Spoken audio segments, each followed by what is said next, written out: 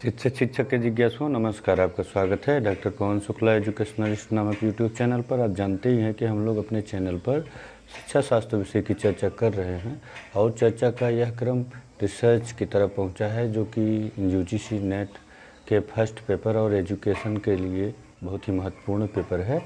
तो इसमें हम आगे बढ़ते हुए बात करते हैं आज रिसर्च के प्रपोजल की। आपने पिछले जो रिसर्च के वीडियो है उसमें प्रॉब्लम क्या है और रिसर्च के टाइप से क्या है उसका डिटेल, जैसे experimental research, post facto research और डिस्क्रिप्टिव रिसर्च, सर्वे टाइप रिसर्च के बारे में देख लिया है।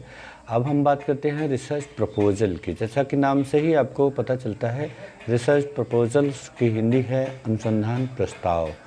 अनुसंधान प्रस्ताव आज का ये हमारा प्रकरण है इस वीडियो का। तो अनुसंधान प्रस्ताव का तात्पर्य क्या है, देखिए सामान्य भाषा में आप समझें तो अनुसंधान में जो अनुसंधान प्रस्ताव तैयार करना एक महत्वपूर्ण कदम है। अनुसंधान प्रस्ताव प्रयोजन के मूल्यांकन के लिए आधार प्रदान करता है। कहने का मतलब जो हम करना चाह रहे हैं, हमारा जो रिसर्च है उस रिसर्च में हम कुछ खोजना चाहते हैं, तो उस खोजने के लिए एक प्री डिसाइडेड प्लान है। यह जो प्रपोजल है, जो प्रस्ताव हम करते हैं, जिसे आप सिनॉप्सिस शोध की भाषा में कहते हैं। जब रजिस्ट्रेशन होता है पीएचडी के लिए या डिसर्टेशन के लिए या फिर एमफिल के लिए, तो उसको सिनॉप्सिस कहा जाता है। तो सिनॉप्सिस जो कहा जाता है, उस सिनॉप्सिस में यह जो टॉपिक है, सिनॉप्सिस में क्या क्या होता है, तो मूल बात आप समझिए कि जो रिसर्च का प्रपोजल है, उसका प्रस्ताव है, उसका क्या तात्पर्य है। उसका तात्पर्य है कि आप करना क्या चाहते हैं अनुसंधान के संदर्भ में, आपकी खोज का मूल लक्ष्य क्या है।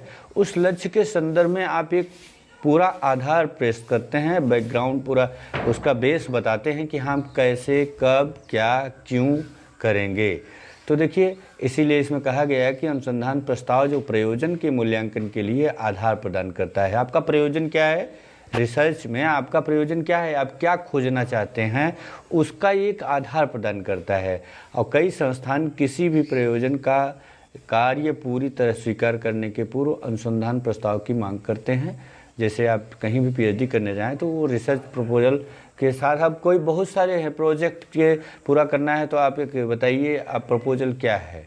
तो उस प्रपोजल में क्या क्या होता है इसके बारे में हम बात करेंगे कि अनुसंधान जो प्रस्ताव है वह शोधकर्ता के लिए प्रक्रिया की एक व्यवस्थित योजना प्रदान करता है।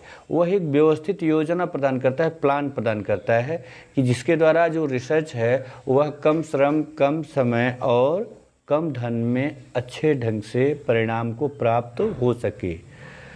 तो इसमें जो स्टेप्स होते हैं अनुसंधान प्रस्ताव के, आपको 7 भाग मिलेंगे जो कि निम्नवत आपके सामने दिए गए हैं। उसमें पहला भाग है आपके सामने समस्या कथन। समस्या कथन जो हमने अभी पिछले वीडियो में देखा कि प्रॉब्लम क्या है उसके बारे में, तो उस प्रॉब्लम का स्टेटमेंट, उस प्रॉब्लम को आप कैसे स्थापित करेंगे। फर्स्ट स्टेप में रिसर्च प्रपोजल की ये होता है। सेकंड स्टेप में होता है जो समस्या की पर्याप्तता, जो उसका प्रॉब्लम है उस प्रॉब्लम की पर्याप्तता क्या है, उस प्रॉब्लम को आप कैसे मानते हैं कि हाँ वो प्रॉब्लम है, उसकी जो पर्याप्तता है उसको इसमें देखा जाता है। तीसरी में जो परिभाषा है, परिभाषा के मतलब उसकी अवधारणा, मानी हुई बातें यानी अवधारणा क्या है। और अजम्पशन के साथ साथ हम यहाँ सीमांकन भी करते हैं। सीमांकन का मतलब जो सीमा का स्थिरीकरण करना है, डिलिमिटेशन। जैसे हमारी आपकी जो भी रिसर्च करने वाले होते हैं उनकी कुछ लिमिटेशंस अलग है, डिलिमिटेशन होती हैं, वे उस सीमा के बाहर नहीं जा सकते हैं। जिससे अध्ययन करने के लिए मतलब आप जैसे कहा गया तो उसमें आप पहले ही बता देते हैं कि जो अध्ययन किया जाएगा वो प्रतिदर्श के आधार पर किया जाएगा, क्योंकि पूरी जनसंख्या का अध्ययन कर पाना संभव नहीं है। तो ऐसी बहुत सारी डिलिमिटेशंस होती हैं जिसको रिसर्च स्कॉलर या रिसर्चर जो होता है उसको पहले ही डिसाइड करता है। उसके बाद है संबंधित साहित्य की समीक्षा। जो रिसर्च का टॉपिक आपका है उससे रिलेटेड जितने भी रिसर्च हुए हैं उसकी समीक्षा करना इसके अंतर्गत किया जाता है, कि जिससे यह ज्ञात हो सके कि रिसर्च का जो आपका प्रकरण लिया गया है उस प्रकरण की स्थिति क्या है, उस प्रकरण में क्या अब तक हुआ है रिसर्च, कौन कौन से शोध हुए हैं और उसमें क्या क्या प्राप्तियां हुई हैं। तो उसको देखा जाता है review of related research literature में। और उसके बाद 5th स्टेप होता है हाइपोथेसिस, परिकल्पना। परिकल्पना क्या होती है कि आप आगे देखेंगे, यहाँ इतना जान लीजिए कि जो हाइपोथेसिस है वह एक प्रॉब्लम की जो है सॉल्व करने योग्य एक कथन है, यानी अनुसंधान की जो समस्या है उस समस्या का एक संभावित हल है। यह परिकल्पना की स्थापना, कल्पना के चारों ओर, परिधन कल्पना, यानी कल्पना के चारों ओर आप समस्या का समाधान प्रस्तुत करना चाहते हैं। वह सही हो गलत हो उसके परीक्षण पर निर्भर करेगा, लेकिन आप जब रिसर्च प्रपोजल में ये सब बातें दिखाते हैं। उसके बाद 6th स्टेप होता है विधियाँ, मेथड्स आप क्या यूज करेंगे, टूल्स, डाटा कलेक्शन के लिए आप क्या करेंगे, सर्वे लेंगे कि इंटरव्यू लेंगे कि क्वेश्चनेयर लगाएंगे कि इन्वेंटरी लगाएंगे, किसके आधार पर आप डाटा कलेक्शन करेंगे। बहुत सारे टूल्स हैं। और कैसे आप उस डाटा को जो कलेक्ट किया जाएगा उसका एनालाइजेशन और सिंथेसाइजेशन कैसे करेंगे, यानी उसको आप किस विधि से करेंगे, उसमें सांख्यिकी की कौन कौन सी विधियाँ लगाएंगे, mean, mode, median, SD, standard deviation लगाते हैं, या फिर एनोवा लगाते हैं, या फिर काई स्क्वायर लगाएंगे। बहुत सारे प्रोबेबल और नॉन प्रोबेबल स्टैटिस्टिक्स हैं, सभी लोग सांख्यिकियाँ हैं उसका उपयोग करते हैं। इसका जो उल्लेख होता है वो विधियों में होता है। उसके बाद जो 7th स्टेप होता है, उस 7th स्टेप में टाइम टेबल की बात होती है कि आप कैसे कि क्या आपका समय है कि कितने दिनों में आप उसको पूरा करेंगे, कैसे आप आगे बढ़ाएंगे, कितना समय लगेगा आपको हाइपोथेसिस फॉर्मेशन में, कितना समय लगेगा आपको प्रॉब्लम को डिसाइड करने में, लिटरेचर, रिव्यू ऑफ लिटरेचर के लिए आप 1 महीने, 2 महीने या 10 दिन कितना समय दे रहे हैं। और तो देखा जाए तो जो ये पूरा रिसर्च प्रपोजल के 7 स्टेप्स बताए गए हैं यहाँ पर, वो 7 स्टेप्स में जो पहले 5 स्टेप्स हैं, यानी 5 स्टेप्स का मतलब आप समझ रहे हैं ना, प्रॉब्लम स्टेटमेंट, समस्या का जो कथन है, समस्या की जो पर्याप्तता है, परिभाषा जो है समस्या की, और सीमांकन है, संबंधित साहित्य की समीक्षा है, और जो विधियाँ हैं, ये सब एक हेडिंग में आप रख सकते हैं, जिसको आप समस्या का कथन कह सकते हैं। उसी के अंतर्गत ये हो सकता है। और 6th जो अगली विधि है उसमें जो है आप पर्याप्त दूसरे में संबंधित साहित्य की समीक्षा को समझ सकते हैं। तो आइए बात करते हैं जरा सा समस्या के कथन की, स्टेटमेंट ऑफ प्रॉब्लम की। आपके पास समय कम है इसलिए मैं थोड़ा सा स्पष्ट करना चाह रहा हूँ कि जल्दी से थोड़ा सा फास्ट करना चाह रहा हूँ। तो प्रॉब्लम स्टेटमेंट जो समस्या का कथन है, यह स्पष्टीकरण करने वाला कथन होता है। यह प्रश्नवाचक रूप में भी होता है और यह निश्चित लक्ष्य पर प्रकाश डालकर अनुसंधान प्रक्रिया को दिशा प्रदान करता है। इसमें एक संभव इसमें क्या कहते हैं कि निश्चित जो है, एक संभव यानी निश्चित जो होता है उसका कि निष्कर्ष देने के लिए समस्या को उसके क्षेत्र में जो है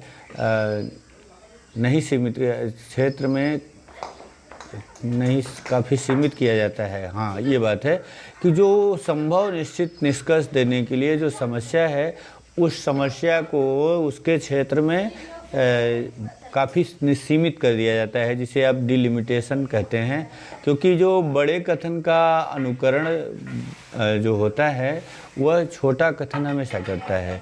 तो प्रायः एक समस्या के संदर्भ में आप देखें तो समस्या के मतों के अंतर्द्वंद और अंतर को व्यक्त करती है।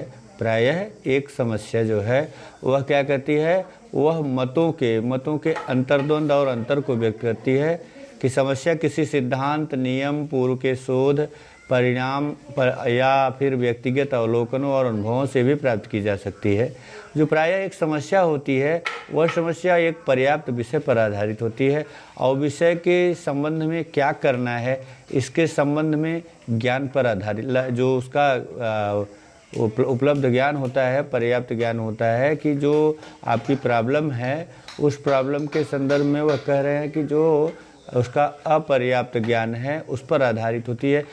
जब आपको पर्याप्त ज्ञान हो जाएगा तो फिर प्रॉब्लम बचेगी ही कहाँ, तो उसके लिए प्रॉब्लम, तो जो समस्या है वह अपर्याप्त ज्ञान पर ही आधारित होती है। जैसे आपको एक उदाहरण से इस बात को समझ लीजिए कि आप जो समस्या ले रहे हैं, यदि आपको उस क्षेत्र में पर्याप्त ज्ञान है तो फिर समस्या की अनुभूति ही नहीं होगी, कोई समस्या ही नहीं रहेगी, तो उस संदर्भ में कोई कार्य नहीं हो सकता। तो किसी भी क्षेत्र के लिए आवश्यक है कि वहाँ अपर्याप्त ज्ञान जो होगा उसी क्षेत्र से समस्या ली जानी चाहिए। समस्या कथन के जैसे कुछ उदाहरण आपके सामने यहाँ हैं कि आर चिल्ड्रंस हु हैव क्या लिखा गया है, are the children who have had kindergarten experience better prepared. हाँ, तो ये पॉजिटिव भी हो सकती है और उसको ऐसे भी कर सकते हैं कि जो दो बालक हैं या किंडरगार्टन के और जो प्राइमरी में पढ़ने वाले बच्चों में कोई अंतर नहीं है, इस तरह से भी समस्या का कथन किया जा सकता है। और समस्या का कथन जो होता है वो आप देख उसके जो मूल लक्ष्य की ओर होता है कि आप क्या समझाना चाह रहे हैं, उस मतलब क्या आप अध्ययन करना चाह रहे हैं। इस बात को समस्या की पर्याप्तता में अच्छी तरह आप समझ लेंगे कि आवश्यक है कि शोधकर्ता उन विषयों पर ध्यान दे कि जो समस्या का समाधान है या प्रश्न का उत्तर किस प्रकार से शैक्षिक सिद्धांत, नियम या अभ्यास को प्रभावित करता है। अब जो प्रॉब्लम के बारे में मैंने बात किया था, हमने इस पर चर्चा पिछले वीडियो में की थी कि जो प्रॉब्लम है वह ऐसी होनी चाहिए कि उसका सलूशन हो और वह यूजेबल हो, वो उपयोगी होनी चाहिए। तो जो भी अनुसंधान किए जाएंगे शिक्षा के क्षेत्र में, उसमें जो समस्या बनाई जाएगी, समस्या के प्रश्न का उत्तर किस प्रकार से आपके जो शैक्षिक सिद्धांत स्थापित हैं, जो नियम हैं, जो अभ्यास है, उनको प्रभावित करते हैं, इस पर विचार करना पड़ता है। अर्थात शोधकर्ता प्रमाणित करता है कि क्यों शोध के लिए जो समय, धन और प्रयास को खर्च करना उचित है। उसका जो औचित्य है वो सिद्ध करना पड़ेगा शोधकर्ता को अपनी सिनाप्सिस में कि आप बताइए कि आप समस्या को, आप ये रिसर्च क्यों करना चाह रहे हैं, आप जो प्रॉब्लम लिए हैं ये रिसर्च आप करना क्यों चाह रहे हैं। इसीलिए कहा जा रहा है कि अर्थात शोधकर्ता प्रमाणित करता है कि क्यों शोध के लिए समय, धन व प्रयास लगाना उचित है। ज्ञान के संभावित अनुप्रयोग व प्रयोग का जो सावधानी पूर्वक सूत्रीकरण और जो प्रस्तुतिकरण है, किसी प्रयोजन की आवश्यकता और प्रयोज्यता का औचित्य निर्धारित करता है। अगर आप देखें तो यहाँ यह बात अच्छी तरह समझ में आती है कि जो आप स्टडी कर रहे हैं पर्याप्तता में, उसके यह बात सिद्ध करनी पड़ेगी आपको कि पर्याप्त क्यों है, वह क्या आवश्यकता है अध्ययन करने की, और जो अभी तक सिद्धांत हैं, जो नियम कानून हैं, उनकी उपयोगिता क्या होगी। तो इसकी एक परिभाषा देखें, डेफिनेशन देखें तो अनोखे या सामान्य पदों जिनका कि क्या है, अनोखे या सामान्य पदों जिनका कि गलत अर्थ लगा पाने की संभावना बनी रहती है। अनोखे या सामान्य पदों जिनका कि ब्रैकेट में लिखा है गलत अर्थ लगा पाने की संभावना बनी रहती है को परिभाषित करना आवश्यक होता है। यह शोधकर्ता को एक संदर्भ स्थापित करने की सहायता प्रदान करता है। चरों को क्रियात्मक रूप से परिभाषित किया जाता है। आप चरों को जो है क्रियात्मक रूप से परिभाषित करते हैं। जो ऑपरेशनल डिफिनेशन ऑफ वेरिएबल्स है उसमें आप ये बताते हैं कि कौन सा चर इंडिपेंडेंट वेरिएबल्स है, कौन सा चर डिपेंडेंट है, कौन सा चर इंटरवेनिंग है, कंफाउंडिंग है। चरों के प्रकार के वीडियो में आप देखेंगे तो चरों का पूरा प्रकार आपके सामने मैंने समझाया अच्छी तरह से। तो यहाँ जो है उस चरों के प्रकार का जो पूरा विवरण है प्रस्तुत किया जाता है। अब जैसे एक उदाहरण से समझिए आपकी जो शैक्षिक निष्पत्ति और बुद्धि जो है, ये जो शैक्षिक निष्पत्ति और बुद्धि है ये उपयोगी प्रत्यय हैं, परंतु इन्हें तब तक एक मानक के रूप में स्वीकार नहीं किया जा सकता जबकि इन्हें व्यवहार के अवलोकन योग्य प्रतिदर्श के रूप में परिभाषित न किया जाए। बात समझिएगा कि भले ही रिसर्च जो आपका अचीवमेंट टेस्ट करना चाह रहे हैं उसके लिए बुद्धि और शैक्षिक निष्पत्ति उपयोगी हैं, लेकिन आपको उसको ऑपरेशनली डिफाइन करना होगा कि आपने जो समस्या ली है उस समस्या में इनका एजुकेशनल अचीवमेंट और इंटेलिजेंसी है उसका क्या तात्पर्य है, उसको आपको यहाँ समझना होगा। और योग्य प्रतिदर्श के रूप में परिभाषित न किया जाए तब तक उसका अवलोकन भी व्यवहार में नहीं किया जा सकता। और मानकीकृत शैक्षिक निष्पत्ति परीक्षण के आधार पर या शिक्षकों द्वारा प्रदान किए गए ग्रेड पर या निष्पत्ति की क्रियात्मक परिभाषा है। एक मानकीकृत बुद्धि परीक्षण पर प्राप्त प्राप्तांक बुद्धि की क्रियात्मक परिभाषा है। अब मैं आपको यहाँ थोड़ा सा स्पष्ट करना चाहूँगा ऑपरेशनल डिफिनेशन के संदर्भ में। जैसे मेरी जो शोध की उपाधि है, उसका जो मैंने रिसर्च किया था, उसका टॉपिक यही था कि ग्रामीण एवं शहरी परिवेश के संदर्भ में था कि जो विद्यार्थी हैं, किशोर विद्यार्थी के जो मूल्य हैं, उनका मूल्यों का उनकी शैक्षिक निष्पत्ति से क्या संबंध है। तो हमने देखा क्या कि हमने ऑपरेशनल शैक्षिक निष्पत्ति के संदर्भ में बात की, तो मैंने वहाँ अपने रिसर्च प्रपोजल में डिफाइन कर दिया था कि जो आप देख रहे हैं रिसर्च प्रपोजल में, यहाँ पर ऑपरेशनली डिफाइन कर दिया था कि educational achievement means score of class 10th of students. यानी मैंने पहले ही उसको डिलिमिटेशन कर दिया, मैंने बांध दिया, मैंने एकदम क्लियर कट कर दिया। अब उसको अगर छोड़ देते रिसर्च प्रपोजल में तो वहाँ और बातें हो सकती थी। अब कि कैसे आप करेंगे रिसर्च अचीवमेंट के लिए, आप टेस्ट कौन सा लगाएंगे, या फिर आप टेस्ट लगाएंगे तो टेस्ट का फॉर्मेशन कौन सा होगा, किस सब्जेक्ट का लगाएंगे। तो आपको यहाँ रिसर्च प्रपोजल में ये सब डिसाइड करना होता है।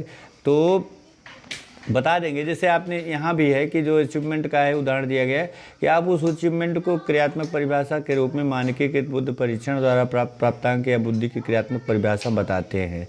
अब अजम्पशन की बात करें कि अवधारणाओं के संदर्भ में क्या है कि अवधारणाएं क्या है। अवधारणा शब्द से स्पष्ट आप जानिए कि अवधारणा ये वे कथन हैं जिनके सत्य होने पर शोधकर्ता विश्वास करता है लेकिन सिद्ध नहीं कर सकता। वहाँ ही रह गया है, उसको आप समझिएगा, सिद्ध नहीं कर सकता है।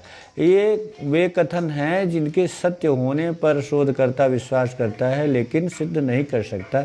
एक शोधकर्ता यह है अजम्पशन स्थापित करता है कि देखिए, एक शोधकर्ता जो होता है वह अवधारणाओं को स्वीकार करता है, उसको सिद्ध किया नहीं जा सकता। उसके जैसे एक शोधकर्ता, उस पर नीचे देखिए आप लिखा है ना, participants observes in the classroom offer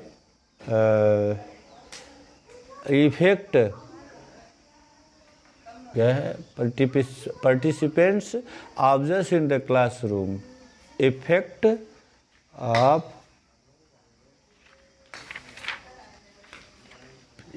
of population या फिर इफेक्ट ऑफ पर्सनालिटी कह लीजिए। तो ये आप मान सकते हैं कि जो इफेक्ट ऑफ ऑब्जर्वेशन यहाँ सबसे सही शब्द रहा है कि जो पार्टिसिपेंट्स है, पार्टिसिपेंट्स ऑब्जर्वर, पार्टिसिपेंट्स जो सहभागी होता है in the classroom effect the जो ऑब्जर्वेशन है उसको प्रभावित करता है। तो ये पार्टिसिपेंट्स के साथ इसको सिद्ध नहीं किया जा सकता है। तो ये अवधारणा होती है। और जो भागीदार अवलोकन करता है, आप मेरे वीडियो अवलोकन के संदर्भ में देखेंगे तो उसमें आपको अवलोकन के ऑब्जर्वेशन के 3 प्रकार आपको मिलते हैं, जिसमें तीनों प्रकार में एक प्रकार इसका भागीदार अवलोकन है, पार्टिसिपेंट ऑब्जर्वेशन है, जिसमें जो भागीदार अवलोकन करता है वह क्या करता है, वह एक कक्षा में 3 दिन के बाद छात्रों से संबंध स्थापित कर लेगा जिसका अवलोकित व्यवहार पर कोई प्रतिक्रियात्मक प्रभाव नहीं पड़ेगा। इसको जो है, इसकी लिमिटेशन क्या होती है किसी शोध की, तो उसके बारे में बात करें तो सीमांकन जो होती है अनुसंधानकर्ता के नियंत्रण के परे की वे स्थितियां या दशाएं हैं। देख रहे हैं ना, सीमांकन अनुसंधानकर्ता के नियंत्रण के परे की वे स्थितियां या दशाएं हैं जो कि अध्ययन के निष्कर्ष पर प्रतिबंध लगा सकते हैं और उस अध्ययन के निष्कर्ष के अन्य परिस्थितियों में प्रयोग पर प्रश्न चिन्ह लगा सकते हैं। जैसे सीमांकन के कुछ उदाहरण आपके सामने हैं, जैसे प्रशासनिक नीतियां जो कि एक प्रयोग के लिए 1 से अधिक कक्षाओं में प्रयोग लगाने की रोकती हैं। और तो ये सीमांकन, उसकी मतलब कहने का जो लिमिटेशंस हैं, लिमिटेशन का मतलब वो आपके बस की बात नहीं है, रिसर्चर के बस की बात नहीं है। रिसर्चर को उसी लिमिटेशंस में ही काम करना होगा। जैसे कि कोरोना चल रहा है और कोरोना की वैक्सीन खोजने के लिए जो बनाया जाएगा, रिसर्च किया जाएगा, और उसमें तो मनुष्य को चाहिए, प्रयोग के लिए मनुष्य चाहिए, लेकिन कोई भी जो रिसर्च ये हो रहा है तो कोई भी कॉन्स्टिट्यूशन जो है उसको ज़बरदस्ती किसी माने जबरन जो है किसी मनुष्य को लेकर के उस पर प्रयोग करने की परमिशन नहीं देगा। तो उसको मनुष्य की प्राप्ति के लिए जो ह्यूमन डिजीज के लिए वो देखा जा रहा है तो उसका टेस्ट होना है, तो वो लिमिटेशन है। वो जब तक उसको कोई अपने आप तैयार नहीं होगा रिसर्च के लिए, अपने आप को नहीं देगा, तब तक वह कोरोना का जो वैक्सीन बनाया भी जाएगा उसका टेस्ट नहीं हो सकता। तो ये लिमिटेशन उस रिसर्च की है।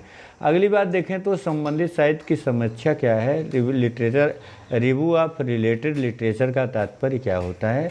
यह है कि किसी भी जो शोध हो रहा है, किसी भी शोध का क्षेत्र है, जो क्षेत्र का साहित्य है, उस क्षेत्र की नींव बनाता है, जिसके आधार पर भविष्य का कार्य किया जाता है। यदि हम साहित्य की समीक्षा का जो है समीक्षा द्वारा यदि हम साहित्य की समीक्षा द्वारा प्रदान किए गए ज्ञान को नींव बनाने में असमर्थ होते हैं तो हमारा कार्य जो है संभवतया थोड़ा कमज़ोर हो जाता है।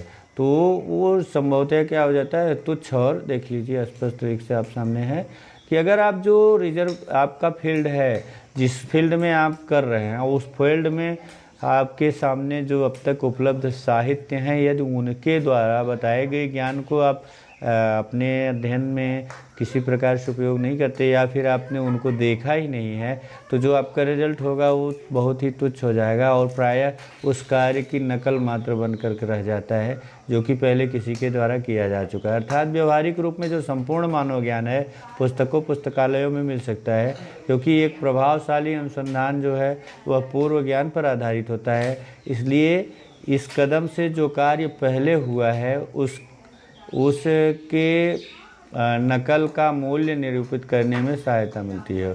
उसके जो कार्य किए गए हैं उस कार्य से क्या होगा कि जो भी कार्य किए गए हैं संबंधित साहित्य में, कि जो पहले से ही कार्य किए गए हैं मतलब अनुसंधान का जो साहित्य है वो आपको एक दृष्टिकोण प्रदान करता है कि क्या है, किस लिए ये जो रिसर्च कर रहे हैं आप, तो उसके पहले भी कुछ रिसर्च हुए होंगे। ऐसा भी हो सकता है कि आप जो रिसर्च कर रहे हैं वो बहुत बार हुआ हो। अगर बहुत बार हुआ होगा तो फिर आप करना क्यों चाहेंगे? आपकी जो रिसर्च का जो उसका औचित्य है वह भी आपको सिद्ध करना पड़ेगा और जो मूल्य निरूपित करने में आपको सहायता मिलेगी। पर्याप्त निरीक्षण के लिए जो परिकल्पना निर्माण है और सलाह देने में भी इससे सहायता मिलेगी रिसर्च से, रिव्यू ऑफ लिटरेचर से। तो जो संबंधित साहित्य की समीक्षा के लिए शोधकर्ता को जो है निम्नलिखित बिंदुओं पर ध्यान देना चाहिए। पहला क्या है कि समस्या के करीब जो संबंधित अध्ययनों का जो रिपोर्ट है उसका अध्ययन करना चाहिए। कहने का मतलब जो वेरिएबल्स हैं उन वेरिएबल से रिलेटेड जो भी रिसर्च हुए हैं उन रिसर्च रिपोर्टों को पढ़ना चाहिए और आंकड़ा इकट्ठा करने के यंत्र, प्रक्रियाएं सहित विकल्प जो रिसर्च डिजाइंस हैं उसको देखना चाहिए और समग्र का मतलब पॉपुलेशन को देखना चाहिए जिसका प्रतिदर्श लिया गया है और तथा प्रयुक्त प्रचयन प्रविधियाँ कौन कौन सी हैं, सैंपल टेक्निक्स क्या होगी, रैंडमाइज होगी, नॉन रैंडमाइज टेक्निक्स होगी, तो उसके बारे में आगे बात करेंगे। और उसके जो डिफाइंड वेरिएबल्स हैं, परिभाषित चरों की बात करना चाहिए उस रिसर्च में।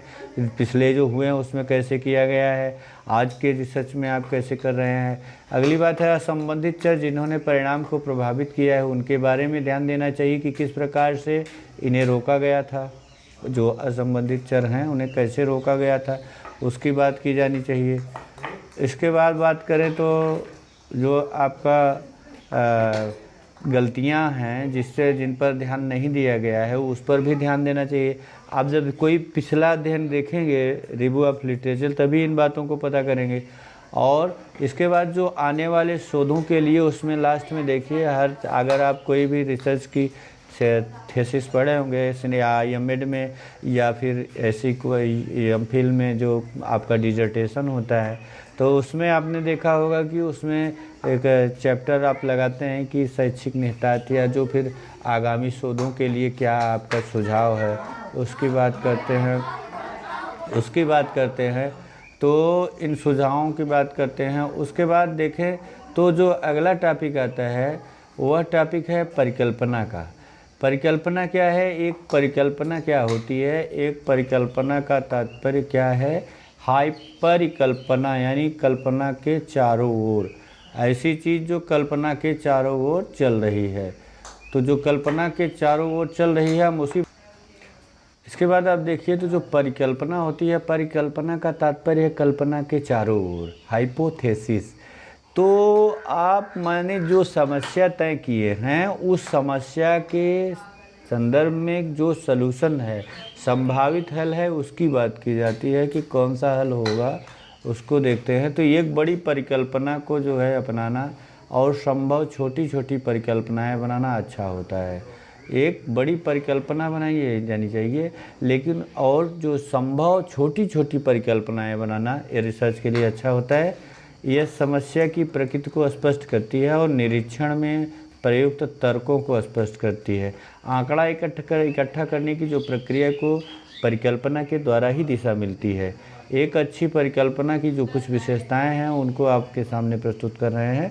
आप परिकल्पना को अच्छी तरह से हम परिभाषित भी करेंगे। अभी यहाँ तो रिसर्च प्रपोजल की बात कर रही है, उसमें कुछ बातें हैं जिनको जानना चाहिए कि प्रपोजल की दृष्टि से परिकल्पनाएं क्या होनी चाहिए। तो उसमें पहली बात कि ये न्याय सिद्ध और तर्कयुक्त होनी चाहिए, ये रीजनेबल होना चाहिए। इसमें ऐसा ना हो कि उसको किसी तर्क से काटा जा सके, और इसे ज्ञात तथ्य और सिद्धांतों के अनुरूप भी होना चाहिए।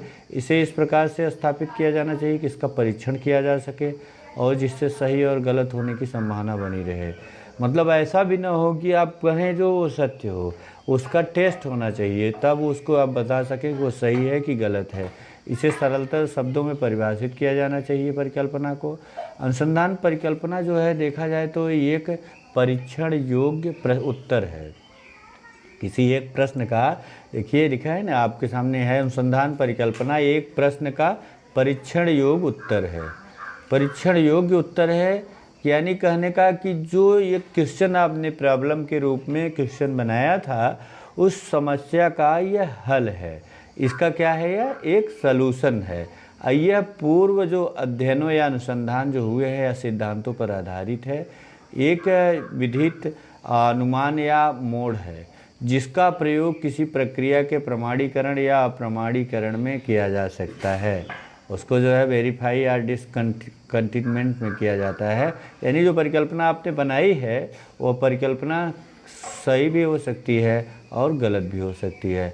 आंकड़ा जो संकलन आप करेंगे, आंकड़ों का संकलन और आंकड़ों का जो तार्किक विश्लेषण होगा वो परिकल्पना के जो क्रम का तर्क द्वारा जांच करके परिकल्पना को स्वीकार या अस्वीकार करने का आधार देता है। आपने जो टेस्ट किया, जो डाटा कलेक्शन किया अपनी प्रॉब्लम को सॉल्व करने के लिए, तो उसके लिए हाइपोथेसिस बनाया था।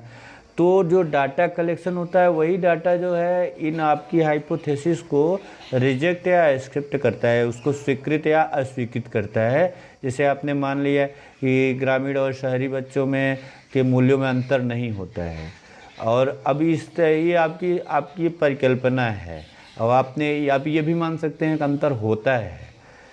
तो एक दिशीय परिकल्पना, द्विदिशीय परिकल्पना, परिकल्पना के प्रकार के संदर्भ में आप जानेंगे।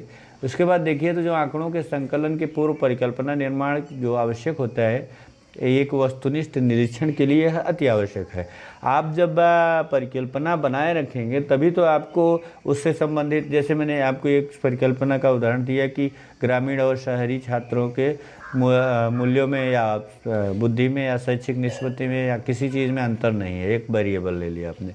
तो आप इस परिकल्पना को बनाए हैं तो उसी शैक्षिक निष्पत्ति के अंतर नहीं है, तो आप वह ग्रामीण बच्चों के और शहरी बच्चों के जो एजुकेशनल अचीवमेंट हैं उनके संदर्भ में डाटा कलेक्शन करते हैं। अब उसमें बालक बालिका, ग्रामीण, शहरी, अब उसमें कई कैटेगरियाँ आप कर सकते हैं। और उसके बाद उसका जब आप परिकल्पना बनाएं तभी आपको दिशा मिली।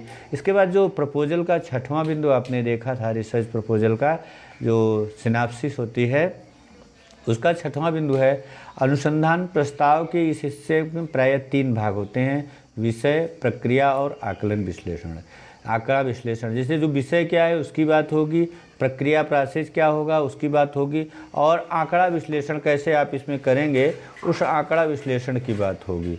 इसमें जो विषय वाले भाग में है उस समग्र की चर्चा होती है विषय वाले भाग में, कि उस समग्र की चर्चा होगी जिसमें से शोधकर्ता प्रतिदर्श का चयन करता है। जैसे उदाहरण आपके सामने था कि ग्रामीण और शहरी छात्रों के मूल्यों में कोई अंतर नहीं है, तो आप ये ग्रामीण और शहरी कह के आप अगर जो है उस पॉपुलेशन को डिफाइन नहीं करेंगे तो पूरे विश्व के जो ग्रामीण और शहरी छात्र हो गए आपके रिसर्च के जो है वो पॉपुलेशन हो गए, और उसका जो कलेक्शन सैंपल कलेक्शन है, क्योंकि स्टडी सैंपल के आधार पर होगा, वह एक असंभव कार्य है। इसलिए आप उसको डिलिमिटेशन करते हैं, जनसंख्या को परिभाषित करते हैं कि हमारी जो मेरा शोध है, हमारे शोध का जो विषय है, इस विषय का जनसंख्या जो है वह आपके जनपद के ब्लॉक के या इस ब्लॉक तक ही सीमित है। तो इस तरह से आप कर देते हैं, तो उसमें जो है आप विषय की पूरी पॉपुलेशन की चर्चा कर देते हैं, जिससे शोधकर्ता जो होता है आप चयन कर लेता है आसानी से। जैसे देखिए उदाहरण दिया गया है, बुद्धिलब्धि, जाति, लिंग, सामाजिक आर्थिक स्थिति आदि, उम्र आदि। इस भाग में समग्र से किए जाने विषय लिए जाने वाले विषयों और उनको कैसे चुना जाए इसका भी वर्णन होता है। सैम्पलिंग कैसे करते हैं, रिसर्च तकनीकी में भी आप बताएंगे कि जो सैम्पलिंग तकनीक होगी, रैंडमाइजेशन होगी कि स्ट्रेटिफाइड होगी कि स्नोबॉल सैम्पलिंग होगी, कौन सी होगी, इसके भी यहाँ आपके स्पष्ट किया जाता है, जो पाठ की ठीक तरह से समझ सकें और विषय को कैसे चुना है। प्रक्रिया वाले भाग से यह बात ज्ञात होती है कि क्या किया जाएगा, कैसे किया जाएगा और कैसे आंकड़ों की आवश्यकता होगी। इन बातों का यहाँ प्रोसेस के अंतर्गत ज्ञान होता है, और आंकड़ों का संकलन की कौन सी विधि प्रयोग में लाई जाएगी। और तीसरे भाग में आंकड़ा विश्लेषण की पद्धति का विवरण होता है।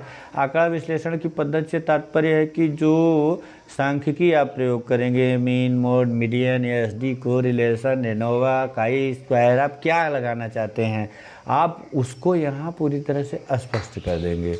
इसमें परिवर्तन बाद में हो सकता है, लेकिन आप प्रपोजल में ये बातें बताएंगे। अब रिसर्च प्रपोजल का जो लास्ट पॉइंट होता है वह 7th पॉइंट है, उसका समय सारणी, टाइम टेबल। समय सारणी का मतलब एक समय सारणी से जो शोधकर्ता है के समय और संसाधन के बेहतर उपयोग की संभावना बढ़ जाती है।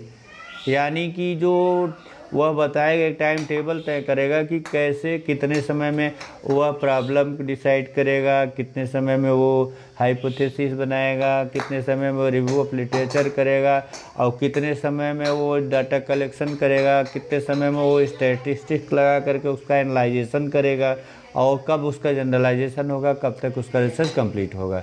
तो प्रयोजन को बड़े भागों में बांटने, उनके अनुरूप समग्र निर्धारित करने के लिए जो शोध की जटिलता को घटाया जा सकता है। ये सब कर रिसर्च प्रपोजल का मतलब ही है, इसलिए कि जिससे कि जो शोध की जटिलताएं हैं वो समाप्त हो सकें। तो आज के इस वीडियो के अंक में अपने रिसर्च प्रपोजल यानी जो अनुसंधान प्रस्ताव है, जो सिनाप्सिस है, उसके बारे में हमने अध्ययन किया, और जो बातें आपको समझ में आई हों तो उसके बारे में बताइए, जो न समझ में आई हों उसके बारे में बताइएगा, और चैनल लाइक शेयर सब्सक्राइब अवश्य कर लीजिए। धन्यवाद, नमस्कार।